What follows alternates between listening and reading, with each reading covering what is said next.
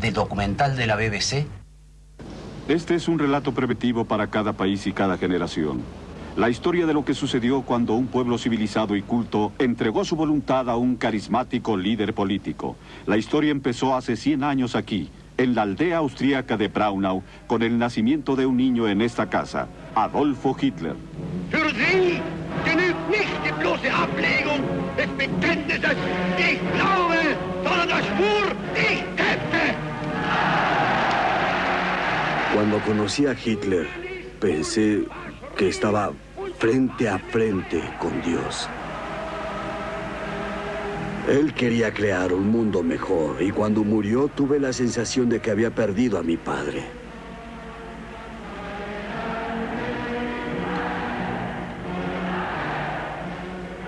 En los campamentos de la muerte de la Segunda Guerra Mundial, la Alemania de Hitler se acercó lo más que los seres humanos jamás se habían acercado a crear el infierno sobre la tierra.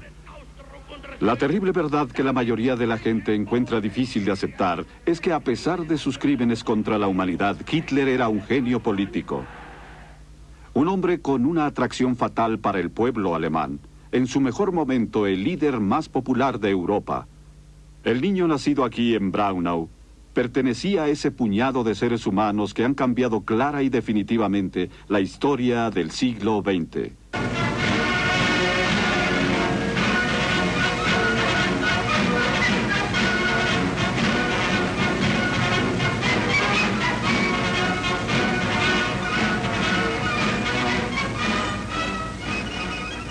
Linz, Austria. El sitio del único monumento a la familia Hitler. La tumba de los padres de Hitler. Nada sobre la vida de sus padres o de Adolfo dio alguna pauta de la extraordinaria carrera que iba a surgir.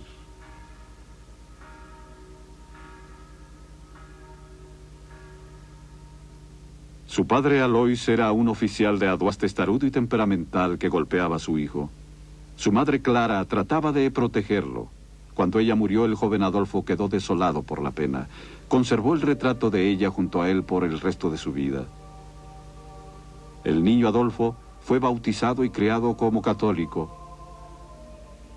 A los 6 años entró en el monasterio escolar de Lambach. Pronto fue el mejor de su clase.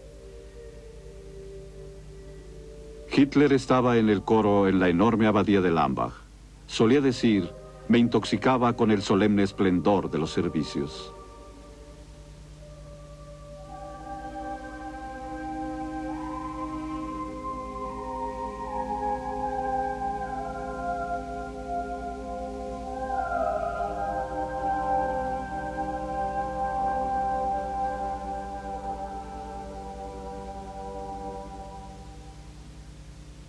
En su adolescencia, Hitler se convirtió en un joven melancólico. En la escuela secundaria de Linz, perdió interés en casi todo su trabajo. Su ambición era ir a Viena y convertirse en un artista o arquitecto.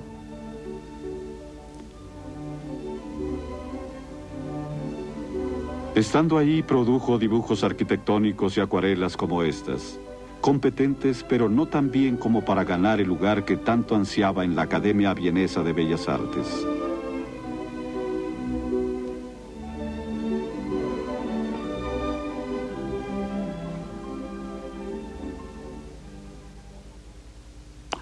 Poco a poco las ambiciones de Hitler se convirtieron en amarguras. Luego del impacto de ser rechazado por la Academia de Bellas Artes, se convirtió en un errante. Hitler llamó posteriormente a su periodo en Viena la época más infeliz de mi vida. 3 de esos años infelices los pasó aquí, en un callejón vienés, en este albergue para hombres indigentes. En este deprimente albergue, el futuro Führer pasó mucho tiempo sentado con otros internos, haciendo dibujos y acuarelas que le dejaban un modesto ingreso. Cuando marchó de Viena a Alemania en 1913, seguía soñando con ser un gran artista o un famoso arquitecto.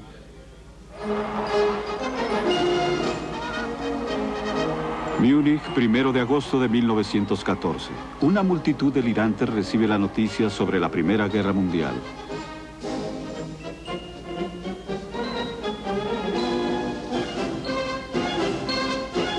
A la derecha está un fotógrafo, y entre la multitud se encuentra a Adolfo Hitler a la edad de 25 años.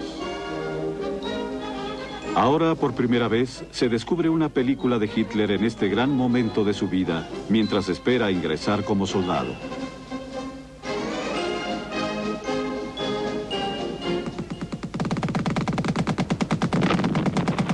Para mí, como para todo alemán, decía Hitler, allí empezó la época más grande e inolvidable de mi existencia terrenal. Descubrió en la guerra una sensación de propósito que no había hallado en la paz. Los días de estar errando habían terminado.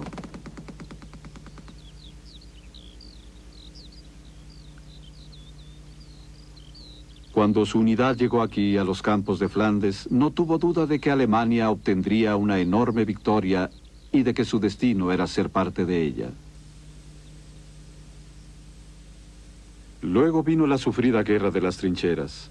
Aquí, en este grupo de zanjas y trincheras, cerca del pueblo de Ypres, Hitler pasó días interminables con barro hasta las rodillas, mientras la artillería enemiga golpeaba las líneas alemanas.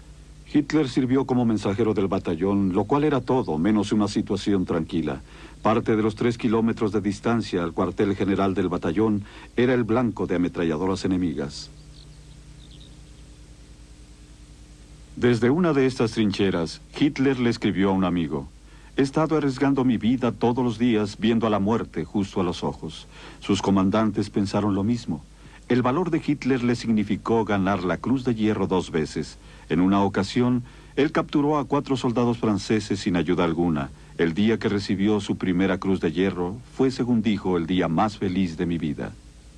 Combatiendo contra Hitler durante la última ofensiva alemana en 1918 estaba el futuro primer ministro británico Anthony Eden. Tiempo después, en los años 30, los dos recordaban juntos. Le dije a Hitler que esto era el aniversario del 21 de marzo de 1918, cuando los alemanes casi llegaron a los puertos del canal. Y él dijo: ¿estuvo usted en aquella batalla? Yo le dije sí, y él dijo: yo también. Y habló sobre todo eso y descubrimos que éramos virtualmente opuestos. En el reverso de la carta del menú dibujamos nuestras líneas. Él dibujó su lado de la línea, yo dibujé el mío, con su firma al final de la carta en el otro lado. Y quiero decirles que el cabo sabía mucho acerca de esa línea y dónde estaban todos, mucho más de lo que podría esperarse de un cabo promedio. Hasta casi el último momento de la guerra, Hitler mantuvo su fe en una gloriosa victoria alemana. Pero en el otoño de 1918, su mundo se derrumbó a su alrededor. Un ataque con gases le dejó ciego por varias semanas. Luego vino el impacto aún mayor de la rendición alemana. La derrota fue seguida por una humillante paz en Versalles. La injusticia de Versalles resintió a la mayoría de los alemanes durante los siguientes 20 años. Incapaz de aceptar que el ejército alemán había perdido la guerra, Hitler se convenció a sí mismo que los soldados habían sido apuñalados por la espalda por revolucionarios comunistas y políticos parlamentarios. Este es un cartel contemporáneo. El golpe en la espalda, según él, fue parte de una gran conspiración judía. Los judíos, los más antiguos chivos expiatorios en la historia europea, se convirtieron en la amargada imaginación de Hitler en los culpables de la humillación alemana. La asquerosa chusma judía, dijo, condujo a nuestro pueblo a esa horrible calamidad de 1918. La obsesión de Hitler por esa calamidad lo impulsó a la política. Bueno, creo que hay muchas situaciones en la historia humana donde la gente está en aprietos y se desespera luego de una derrota siguiendo al mal y de una u otra forma carece de alguien que los enderece. Y este era el caso en 1918 en Alemania. Pero pienso que Hitler se veía perfectamente. Bien podría haber tentado la muerte solo como una broma, que nadie tomaba en serio. Él era un aburrido en el bar. Pero la situación estaba ahí. Esta vez la situación no produjo sino halló a un hombre que podría tomar el mando de ella. Súbitamente Hitler descubrió el gran talento que poseía, el don de hablar ante el público. Ese extraordinario don se convirtió más tarde en la clave de su atracción fatal para el pueblo alemán. Ya Hitler estaba obsesionado con la visión racista de una nueva Alemania liberada del yugo judío, rescatada de la derrota y dominando a Europa.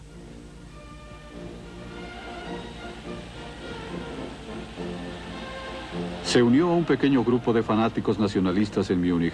Se convirtieron en el Partido Nacional Socialista de Trabajadores Alemanes o nazis. En 1921, Hitler se convirtió en su líder.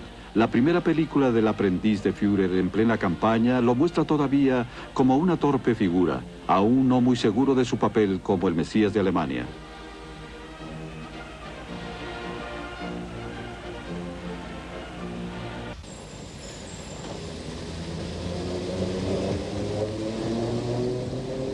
En 1923, Hitler se sintió suficientemente fuerte para tratar de atrapar el poder en Múnich. Emil Klein, el único soldado de asalto aún vivo que marchó con Hitler, ahora relata sus pasos.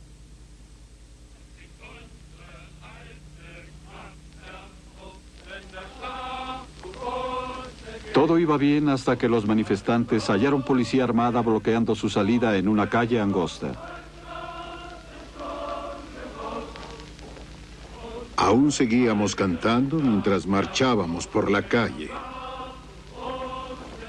De pronto, escuchamos disparos dirigidos a nosotros. La procesión se detuvo. Estábamos mudos y no podíamos explicar lo que había pasado, hasta que llegó la noticia desde la vanguardia de la procesión diciendo que Hitler había muerto.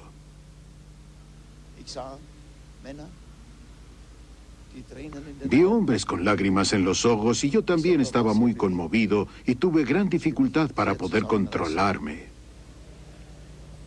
Aunque Hitler de hecho sobrevivió a los disparos, fue arrestado y encerrado en una celda en la prisión de Landsberg. Al principio estaba tan deprimido que se negaba a comer. Luego recobró la confianza al descubrir que el fallido levantamiento lo había convertido en un héroe local. En el juicio, Hitler atacó a sus acusadores. Le dijo a los jueces que lo sentenciaron a prisión. La historia hará pedazos el veredicto de este tribunal. Después del triunfo popular en su proceso, Hitler se dispuso a escribir la Biblia del socialismo nacional. Le dictó mucho del texto aquí en su celda a su fiel seguidor Rudolf Hess. Los otros prisioneros escuchaban a Hitler leerles los capítulos completos. El libro en sí gira en las grandes obsesiones que habían llegado a dominar los pensamientos políticos de Hitler. Los judíos, el racismo, espacio libre para el pueblo alemán, la maldad del marxismo y la democracia parlamentaria. Pero también incluye los puntos de vista de Hitler sobre una grotesca variedad de otros temas, pasando del boxeo a la sífilis. Aunque Hitler era un gran orador, era un escritor indiferente. El asombroso encanto que Hitler ejercería después estaba basado no en la pomposa prosa de Mi lucha, sino en la maestría de la palabra hablada. Después de la prisión, el líder o Führer, como él mismo se hacía llamar, tenía una nueva estrategia política. En vez de planear otro golpe, se propuso ganar poder en los votos. La obsesión de Hitler con los judíos y el espacio para vivir en Europa Oriental nunca podía haberle dado el apoyo masivo. Lo que le ganaría millones de votos fue su visión de un gran renacimiento nacional. La oportunidad de elección de Hitler llegó con la aparición de la depresión. En unos cuantos años, 1 de 3 de la fuerza laboral estaba desempleado. Los nazis alegaron tener la respuesta.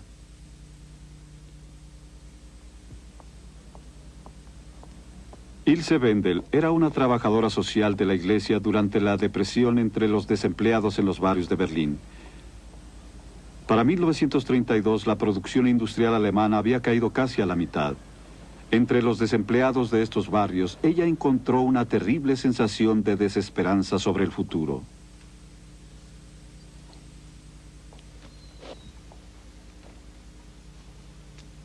Es la pobreza lo que impacta todavía por aquí, mucha pobreza.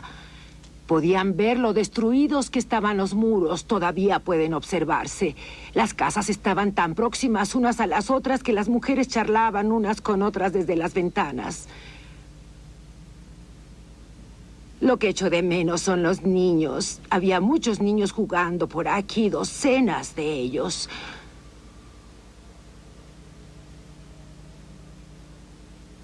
Era tanta la desesperanza que no puedo describirla. Había pordioseros por todas partes. Donde quiera que fuera, en Berlín había limosneros.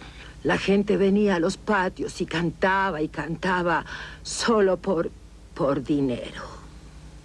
Los partidos políticos democráticos no ofrecían solución alguna. Para millones de alemanes la única esperanza era Adolfo Hitler. Yo apoyé a Hitler porque él, después de ver toda esa depravación, toda esa pobreza, era el único que podía hacer justicia social al pueblo que estaba en una terrible miseria. Utilizando el lema "El Führer sobre Alemania", Hitler se convirtió en el primer político que usó el aeroplano para su campaña en varias ciudades diferentes el mismo día. Su mensaje era simple: solo él podía salvar a Alemania. Para 1932, en lo profundo de la depresión, los nazis, con más de 1/3 de los votos, eran fácilmente el partido político más grande, y su mayor valor era la oratoria de Hitler. Tenía esa capacidad que se necesita para hacer que las personas no pensaran negativamente, sino que solo se emocionaran.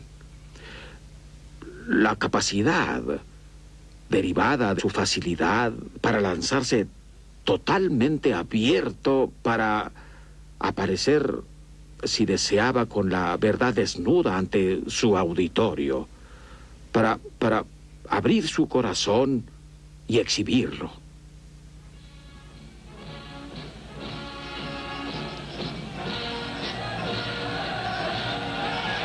Ante el auditorio, su mesiánica visión de un gran renacimiento nacional, Hitler aumenta el suspenso al tenerlos aguardando a menudo durante 1 hora o más.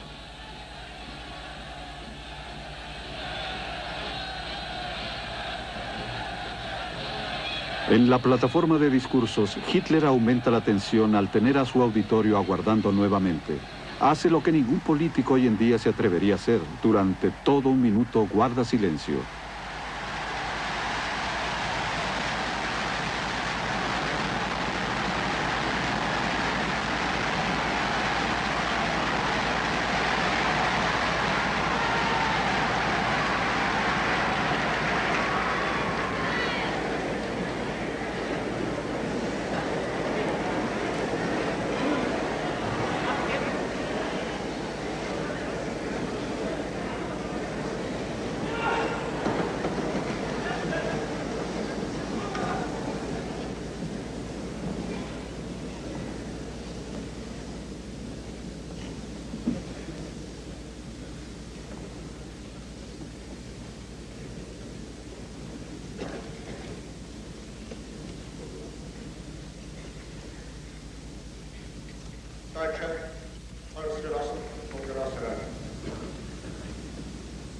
Cuando siente que ha medido el ánimo del auditorio, empieza lenta y tranquilamente.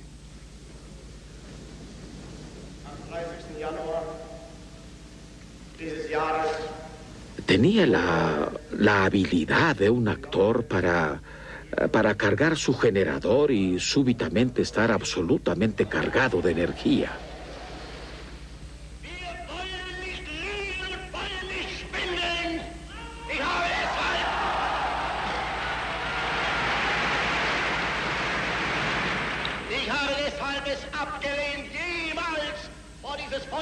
No queremos mentir y no queremos engañar. Por lo tanto, siempre he rehusado hacer promesas baratas. Nadie puede ponerse de pie y demostrar que jamás haya dicho que renacimiento o renovación de Alemania es solo cuestión de algunos días. Una y otra vez he predicado que la renovación de la nación depende de que el pueblo alemán recupere su fuerza interna y su salud.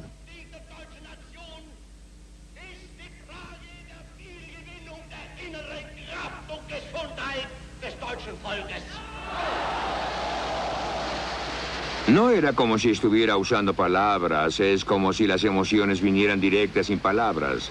Había una crudeza al respecto, una fuerza.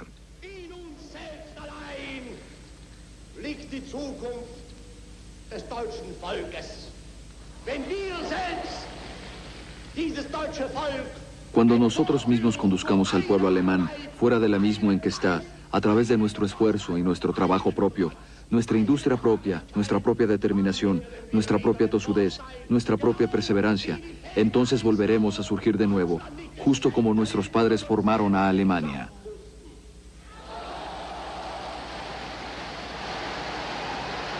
Nadie jamás tuvo este poder para motivar auditorios como él. Y esto no es tan solo el hombre común. Esto significa convencer a los intelectuales alemanes que fueron motivados por este encanto. Acicateados por esta extraordinaria autoconfianza en este hombre, no es lo que dice, es la forma como lo dice. Volviendo a eso, y esa es una cosa desconcertante para la gente, ellos quieren de una forma u otra explicarlo. Pero ahí está. Sie genügt nicht die bloße Ablegung des Bekenntnisses, ich glaube, sondern der Schwur, ich kämpfe. En enero de 1933, Hitler sube al poder no como él lo deseaba por medio de una legítima victoria en las urnas, sino como jefe de un gobierno de coalición. Como lo sugiere su mirada, Hitler desprecia a sus compañeros de coalición, rápidamente los supera y astutamente establece su propia dictadura. Un mes después de subir al poder, el edificio de Reichstag del Parlamento en Berlín es incendiado. Esto sucede en el momento en que constantemente está insistiendo que hay un plan comunista para derrocar al nuevo gobierno y llevar al cabo una revolución. El incendio de Reichstag sube en llamas, lo cual todo el mundo vio. Esa noche ya tenía un gran número de decretos que cambiaron la situación políticamente. Todas las garantías de cualquier Estado democrático. La libertad de palabra, todo eso, la liberación de arresto. Todo es aniquilado. En Berlín y en otras universidades, los estudiantes quemaron públicamente libros considerados como antialemanes y como inmorales.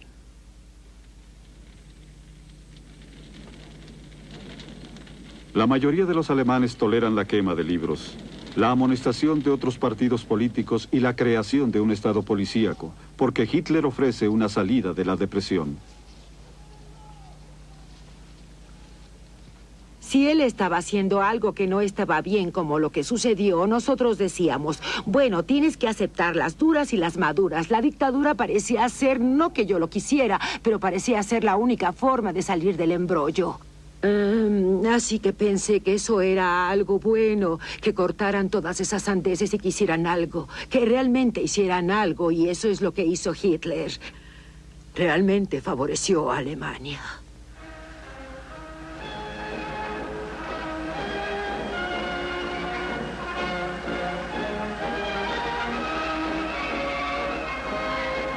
Por supuesto, tenía el aparato escénico. Las enormes masas de tropas, las banderas, la música, la grandeza de ello. Todo lo cual hacía a Cecil B. DeMille parecer un tanto pequeño. Además, Hitler tenía un serio mensaje que concernía a cada alemán.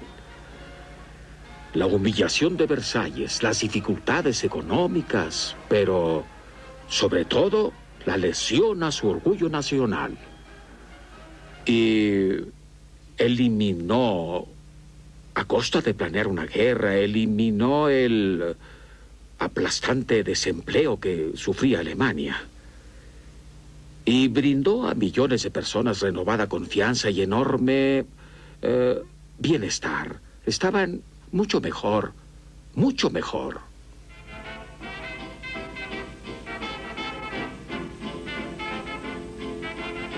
La eufórica propaganda nazi mostraba la recuperación económica alemana como un asunto tan simple como que el Führer oprimía el botón correcto y sale de la depresión con obras públicas y el rearme secreto. La imagen de Hitler dejada por los noticiarios es imaginando una carretera tras otra. Algo de la recuperación era debida a la política de previos gobiernos, pero Hitler se adjudicó el crédito por todo esto.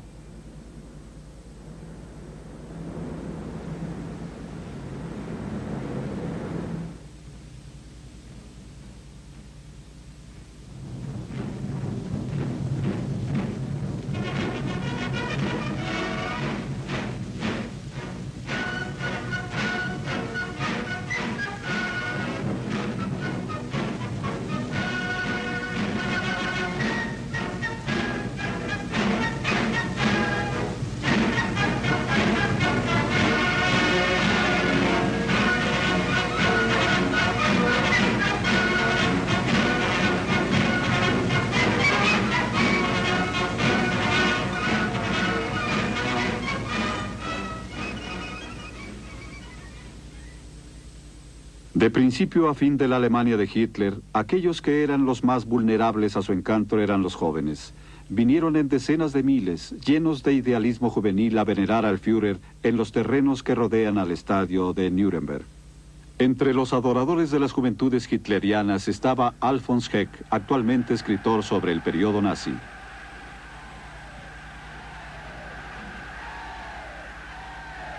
El punto decisivo de mi vida ocurrió a la edad de 10 años.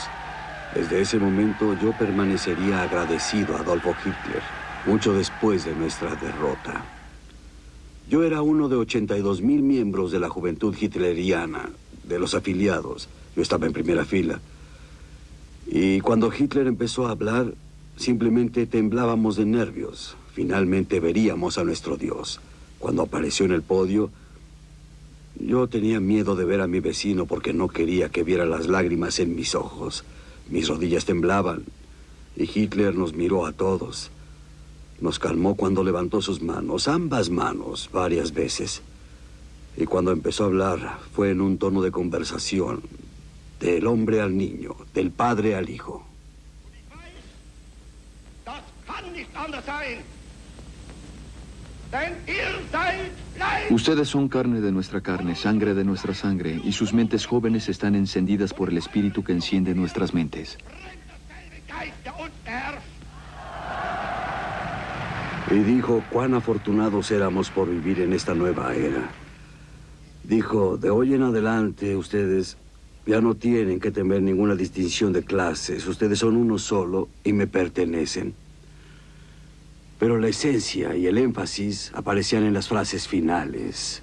Se inclinó sobre el podio y sé que me miraba directo a mis ojos y dijo, ustedes, mis niños, los jóvenes alemanes, viven en una época afortunada, porque son los portaestandartes del movimiento. Ustedes heredarán lo que hasta ahora hemos creado. Un día ustedes gobernarán al mundo. Y desde ese momento, sin ninguna duda, yo estaba ligado a Adolfo Hitler, aún después de nuestra derrota. Antes que nosotros está Alemania, dentro de nosotros está Alemania y después de nosotros está Alemania.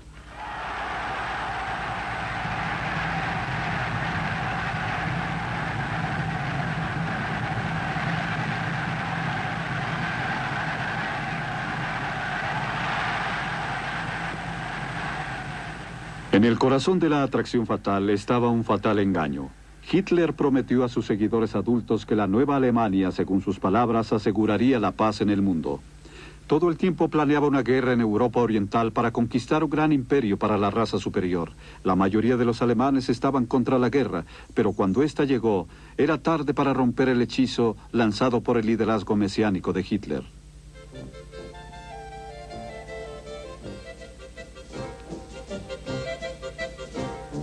A mitad de los 30 fueron los años tranquilos de la Alemania de Hitler. Alemania estaba en paz, su prosperidad restaurada, su orgullo nacional recuperado. A aquellos que ignoraban o justificaban el estado policíaco, les parecía una hermosa Alemania. Anfitriona de distinguidos visitantes, muchos con credenciales democráticas, visitaron al Führer en su retiro de la montaña, el Berghof. Entre ellos estaba el ex primer ministro británico David Lloyd George. Con él estaba su secretario, Albert Sylvester. Hitler bajó las escaleras para dar la bienvenida a Lloyd George cuando descendía de su auto. Estrechó su mano en forma efectiva y nos condujo al interior del Berghof. Yo le pregunté a Ribbentrop si Hitler me permitiría tomar fotografías. Y él le preguntó al Führer y Hitler movió la cabeza dándome permiso. Una película del señor Sylvester, filmada dentro del Berghof, muestra al líder británico de la Primera Guerra Mundial siendo guiado por el Führer de Alemania en la Segunda Guerra. Nos llevó a conocer esta enorme habitación, cuya única luz venía de una gigantesca ventana, la cual era magnífica. Tal vez nunca habían visto tal ventanal. Luego fuimos llevados por él al té. El té ya estaba servido. Mesas pequeñas a las que nos sentamos. Había 13 invitados y fuimos servidos por oficiales especiales, obviamente pertenecientes a la guardia de Hitler. Lo notable de esa fiesta fue cuando Hitler de pronto produjo una fotografía de él mismo, la cual había firmado y se la obsequió a Lloyd George. Estaba en un hermoso marco. Lloyd George estaba muy conmovido. Se levantó de su asiento, tomó a Hitler de la mano y le agradeció profusamente. Lloyd George dijo: usted ha hecho grandes cosas por Alemania, ha restaurado su honor y ha ganado para ella igualdad de derechos en el mundo. Estas ruinas cubiertas de plantas es lo que queda ahora de Elberhof. Fue aquí, lejos de los millones de sus seguidores, que Hitler se sentía más relajado. El círculo íntimo de Elberhof vio a un hombre muy diferente del carismático Führer de las reuniones del partido nazi.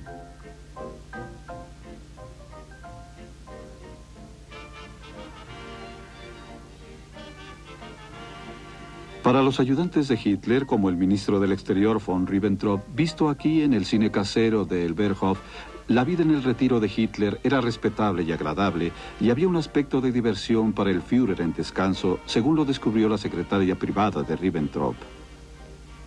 Yo estaba abrumado por la posibilidad de conocer al Führer personalmente. Y créanme, por vez primera, él era una clase de mesías para mí. Era un hombre que gustaba de bromas. Podía reír mucho. No aceptaba dos tipos de chistes. Los obscenos y los políticos. Estaban vetados. Pero todos los otros chistes, él los disfrutaba terriblemente. Todavía recuerdo que un día se subió sobre un banco para imitar a una actriz de ópera. Y pensé, eso no es cierto, y pensé que una foto o un cable, eso valdría $1.000.000 o más. Hitler no tenía amigos íntimos en quienes confiar. Sus íntimos sentimientos no podían admitir la debilidad humana a nadie. Pero el círculo íntimo descubrió un secreto de su vida privada que era desconocido para alemanes comunes. Cuando Hitler estaba hablando con Ribbentrop durante horas y yo estaba de pie junto al muro, aguardando hasta que ordenaran algunos papeles o algo, y la cortina se abrió y el rostro común de Eva Braun apareció y dijo: Adolfo, tenemos que almorzar ahora, deja eso ahora. Y pensé que esa interrupción no era la debida. Eva era una joven leal y nada exigente, con un cariño hacia el deporte y las modas. Pasaba la mayor parte del tiempo sin la compañía de Hitler, esperando alguna atención que él raramente le brindaba.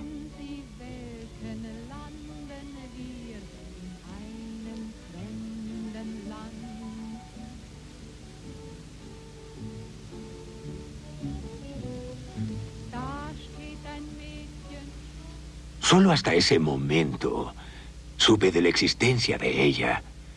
Y creo que Herr Hitler la tenía porque no era complicada y no lo molestaba con asuntos políticos. Y él no quería darle influencias.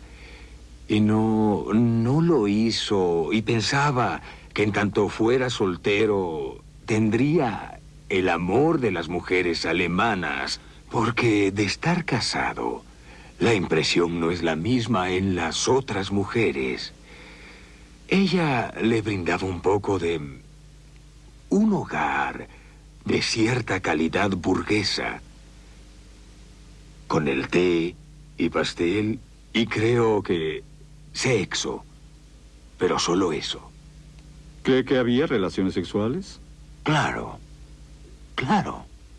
Un miembro menos respetuoso del círculo íntimo tomó un punto de vista algo idiosincrático sobre la vida sexual de Hitler. Él solo amaba a su madre. Ella era la fuente de admiración, maternal admiración, ¿sabe? Una madre puede suplantar a todo un auditorio en Albert Hall. Debe creer eso. Pero él tenía su fotografía frente a su lecho. Eso era el peñón de Gibraltar para él. Putzi Hamstengel era el oficial de prensa extranjera de Hitler. Lo había conocido bien desde los primeros días del partido nazi. Él era, para mí, en definitiva, un impúdico admirador de la diosa Venus o cualquier otra diosa. Era un solista, era un autóctono. Y probablemente, pues, yo tenía la impresión de que nunca había realmente estado con una compañera en el último grado de contacto, por decir así. Siempre era una clase de plasticidad para él. La vista del cuerpo femenino, eso era suficiente para él. Desde que llegó al poder, Hitler había pasado públicamente como un hombre de paz. En privado le decía a sus generales que prepararan la guerra. Su meta era primero unir a todos los pueblos germanoparlantes en una Alemania más grande y después embarcarse en una guerra de conquista en Europa Oriental. Después de 5 años en el poder, empezó a quitarse el manto de el pacificador. Creo que en el periodo a finales del 37 o 38, Hitler piensa, bueno, esto es bueno, pero no llegué al poder solo para restaurar la autoconfianza de Alemania. Sí que hay algo más y hace cambios. Cambia el engranaje, empieza a deshacerse de algunos de la vieja guardia en el ejército y la Secretaría del Exterior y otros. Se vuelve más agresivo, más provocativo. El primer paso de Hitler hacia una Alemania más grande fue la unión con Austria, el país donde él nació. En marzo de 1938, tropas alemanas cruzaron la frontera austríaca para ser recibidas por multitudes estáticas. Las otras potencias europeas no hicieron nada. Después de Austria, el próximo blanco de Hitler era Checoslovaquia.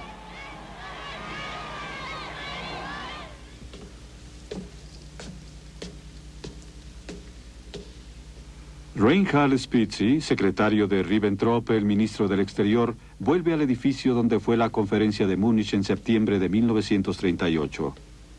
Hitler planeaba invadir Checoslovaquia para liberar a la minoría alemana que había ahí. La conferencia trató de hallar una solución pacífica.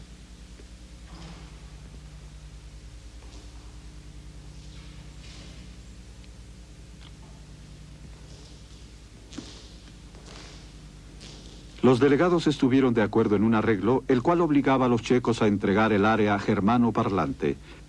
Hoy en día Múnich es recordada como una victoria alemana y un acto humillante de desenojo de Inglaterra y Francia. En aquel tiempo, Hitler pensó que había sido privado de una conquista bélica.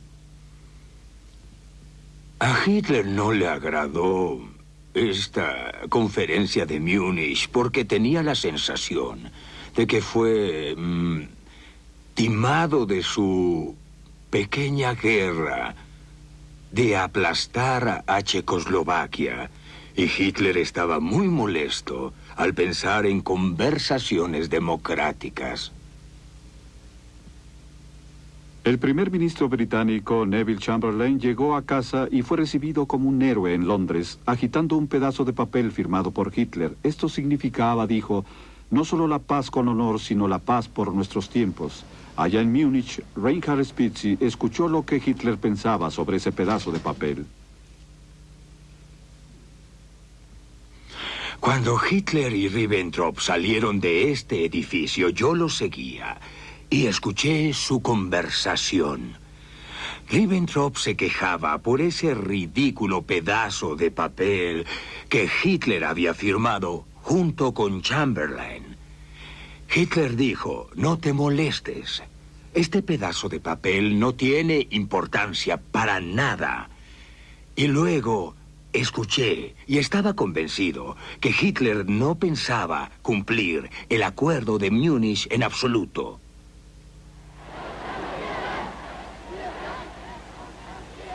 Aunque a Hitler no le agradaba el acuerdo en Múnich, este lo hizo más popular que nunca. Una ola de alivio y gratitud para el Führer impactó a Alemania. Sus nervios de acero, se creía, habían liberado a los alemanes en Checoslovaquia y aún así evitó la guerra. Si Hitler hubiera muerto en 1938, antes de empezar la guerra, antes de muchas atrocidades, estoy seguro de que habría pasado a la historia alemana como uno de los más grandes, tal vez el más grande estadista alemán que haya vivido, a pesar del obvio hostigamiento a los judíos.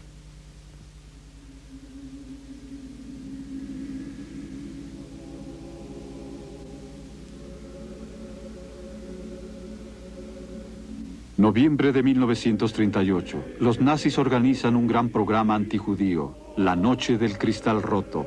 En toda Alemania, las sinagogas son quemadas, los aparadores de negocios judíos son rotos, miles de judíos son arrestados, miles más emigran. Confundidos alemanes ven a tropas de asalto atacar los hogares de sus vecinos judíos. Cuando llegaron las tropas de asalto, entraron a la casa gritando fuerte, Juda, Fricke, Gott mitten Jude, y entraron al hogar de los Goldberg arrojando su piano por la ventana. Arrojaron una máquina de escribir por la ventana y destrozaron los muebles de esa casa. Yo ya no comprendía el mundo y le pregunté a mi madre, ¿por qué hacen eso los soldados? Y ella me dijo, no te preocupes, solo son unos judíos, eso es todo. Y le dije, bueno, ¿acaso son otra clase de gente? Y ella dijo, sí, son como gusanos en la despensa.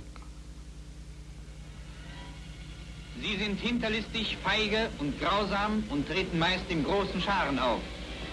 En esta película de propaganda nazi, los judíos son retratados como ratas portadoras de plagas.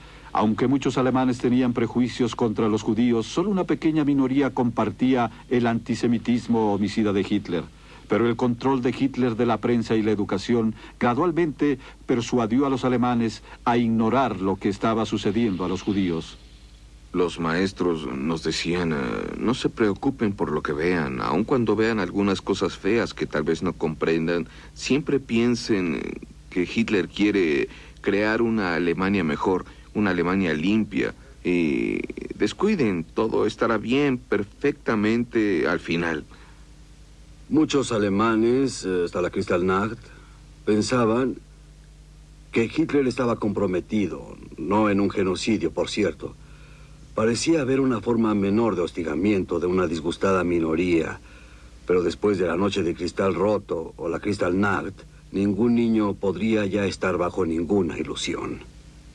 Creo que ese fue el día que perdimos nuestra inocencia. Pero sería justo acotar que yo mismo jamás conocí al más fanático líder de la juventud hitleriana que aprobara la exterminación de los judíos. Seguro queríamos a los judíos fuera de Alemania, pero no queríamos que los mataran. Aún después de la Noche del Cristal Roto, casi nadie sospechaba que la terrible profecía que hizo Hitler a principios de 1939 habría de ser tomada literalmente.